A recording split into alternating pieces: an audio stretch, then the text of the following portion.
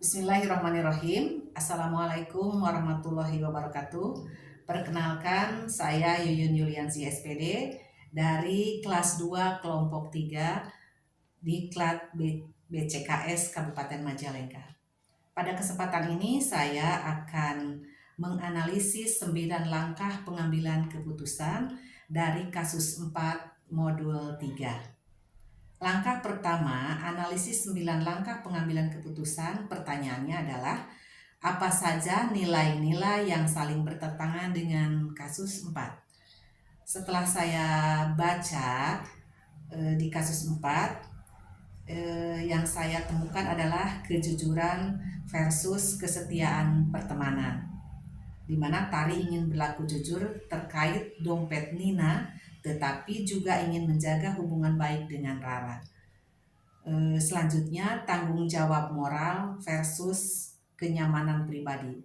Tari merasa bertanggung jawab meluruskan yang salah, namun takut konflik atau risiko kehilangan bantuan dari Rara. Dan juga keadilan versus solidaritas. Langkah kedua dari analisis 9 langkah pengambilan keputusan, pertanyaannya adalah, siapa saja yang terlibat dalam situasi pada kasus 4? Yang ada pada situasi kasus 4 yaitu yang pertama Rara sebagai saksi dan sahabat. Yang pertama Tari sebagai saksi dan sahabat Rara. Kemudian yang kedua Rara, yaitu yang mengambil dompet. Nina pemilik dompet, Bu Sri sebagai guru pustakawan, dan juga lingkungan sekolah. Langkah ketiga, analisis 9 langkah pengambilan keputusan. Pertanyaannya adalah, fakta-fakta apa saja yang relevan dengan situasi pada kasus 4? Jawaban saya adalah fakta-fakta yang relevan pada kasus 4 yaitu, 1. Rara menemukan dompet Nina di perpustakaan. Kemudian Rara mengambilnya dan menyimpannya dan mengetahui bahwa itu bukan miliknya. Kemudian tidak ada orang lain yang melihat kecuali Tari. Kemudian Nina kehilangan dompet dan telah diumumkan oleh Ibu Sri. Kemudian Tari mengetahui kebenaran dan berada dalam posisi moral untuk bertindak.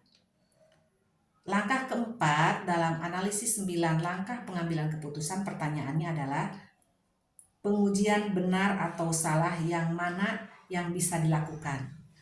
Yang pertama, tes legal, yaitu mengambil barang yang bukan milik sendiri adalah tindakan tidak sesuai aturan sekolah. Kemudian tes perasaan, yaitu Tari merasa ada yang tidak beres dan merasa tidak nyaman jika diam saja. Yang ketiga, tes publikasi. Jika perbuatan Tari atau Rara diumumkan ke publik, apakah dapat diterima? Kemudian tes peran terbalik. Jika Tari yang kehilangan dompet, apakah ia ingin orang lain diam saja? Tentu saja tidak. Kemudian selanjutnya, langkah kelima dari analisis 9 langkah pengambilan keputusan, pertanyaannya adalah, pengujian paradigma benar lawan benar yang mana yang bisa dilakukan. Jawabannya, yang pertama, kebenaran versus kesetiaan, yang artinya jujur pada kebenaran versus setia pada teman. Yang kedua, individu versus kelompok, Rara sebagai individu versus nilai keadilan bagi lingkungan sekolah. Yang ketiga, jangka pendek versus jangka panjang, artinya menjaga persahabatan jangka pendek versus membentuk karakter jujur jangka panjang. Kemudian keadilan versus belas kasih, yaitu berlaku adil pada Nina versus bersikap lembut pada Rara. Langkah selanjutnya, langkah ke-6 dari analisis 9 langkah pengambilan keputusan, pertanyaannya adalah, prinsip revolusi yang mana yang bisa dilakukan.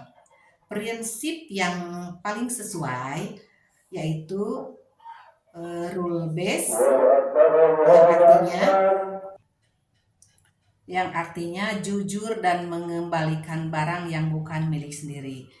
Kemudian prinsip yang kedua yaitu care base, Artinya jika Tari yang kehilangan dompet, ia pasti ingin ada yang menolong.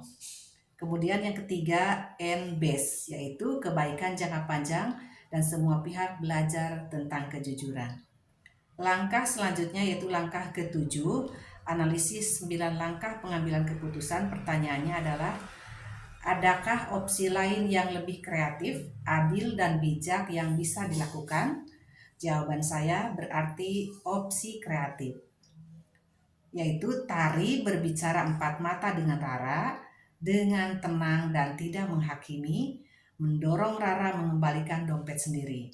Kemudian yang kedua, Tari menawarkan menemani Rara ke Busri agar Rara tidak merasa sendirian. Selanjutnya, jika Rara tetap menolak, Tari dapat melapor ke Busri sambil menjelaskan bahwa ia sudah mencoba menyelesaikannya secara personal. Yang terakhir, mengajak Rara memahami konsekuensi jangka panjang, bahwa bukan hanya hukuman tetapi membangun karakter baik. Langkah ke-8 dari analisis 9 langkah pengambilan keputusan, apakah keputusan akhir yang Ibu Bapak ambil sesuai dengan analisis kasus 4? Jawaban saya, keputusan terbaik adalah Tari harus berbicara langsung dengan Rara terlebih dahulu. Kemudian mengajak dan membujuknya untuk mengembalikan dompet tersebut. Jika Rara tetap tidak mau, Tari wajib melapor kepada Ibu Sri demi kejujuran dan keadilan bagi Nina. Keputusan ini tetap menjaga peluang Rara untuk memperbaiki diri sekaligus mengutamakan nilai moral yang lebih tinggi. Langkah terakhir, langkah ke-9 dari analisis 9 langkah pengambilan keputusan. Pertanyaannya, pelajaran apa yang Ibu Bapak dapatkan dari pengambilan keputusan ini dan bagaimana pelajaran tersebut dapat memperbaiki pengambilan keputusan Ibu Bapak di kemudian hari? Saya belajar bahwa menjadi jujur seringkali menuntut keberanian dan bisa berbenturan dengan kenyamanan pribadi atau hubungan sosial. Namun, keputusan etis harus mengutamakan nilai moral universal seperti kejujuran dan keadilan.